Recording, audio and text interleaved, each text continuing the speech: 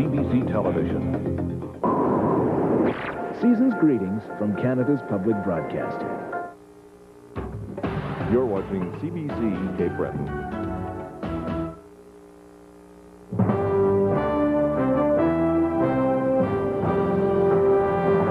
Tonight, exchanging diplomats. The Vatican and Israel make it official. Winter wallop. A heavy storm slams the East Coast. Afflicted fish. A parasite stalks the St. Lawrence. And on our magazine... The one thing people said over and over again is that they didn't want violence. Correspondent Don Murray reflects on the failed revolution. And the arts across Canada. Primetime arts reporters talk about their favorite assignments of 1993.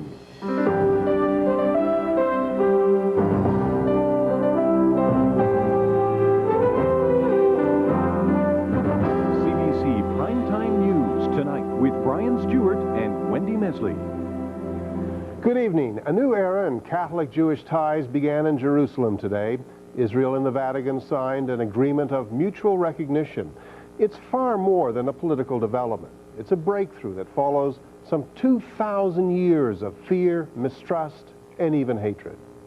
Today's agreement aims to break that legacy, but not just via diplomatic routes. Many believe it will reduce prejudice and anti-Semitism and enhance understanding for millions of the faithful. From the Holy Land of Christians and Jews, the CBC's Paul Workman reports. For many Jews, this was a moment of great satisfaction and huge symbolism. After centuries of hatred and persecution, the Roman Catholic Church finally recognizing a Jewish place in the Holy Land. More than just formalizing relations, for some this represents a major religious reconciliation, or at least a good beginning. The signing of the agreement with the Holy See today in Jerusalem is a victory of sanity, is a victory for the Jewish people and for the state of Israel. Roman Catholics are now a small minority here, but the Church has never lost influence. When Israelis and Palestinians signed their peace accord last September, that was the signal for Catholics and Jews to sign theirs. The Vatican has agreed to stay out of Middle East politics, but clearly wants a say in the future of Jerusalem. We need an umbrella that can protect the peculiarity of the city for the three monotheistic religions. The last pope to visit Jerusalem was Paul VI. That was in 1964, when the old city was still in Jordanian hands. A lot has changed. The Vatican says the current pope, John Paul II, has a very strong desire to come. For some Jews, the whole thing smacks of hypocrisy. A church, they say, that incited violence, taught that Jewish suffering was God's punishment for not accepting Christianity. A church they accuse of remaining silent while 6 million Jews died in the Holocaust.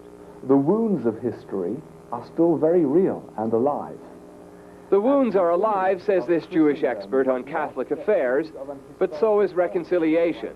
In creating an atmosphere of greater mutual respect, cooperation between Catholics and Jews, this is one of the most significant, if not the most significant, symbolic event in the history of Jewish-Catholic relations. All that remains now is the Pope's seal of approval with a visit to the Holy Land, and that will truly be an extraordinary pilgrimage. The leader of nearly 1 billion Roman Catholics entering the holy city of Jerusalem with the blessing of the Jewish state. Paul Workman, CBC News, Jerusalem. For Israel.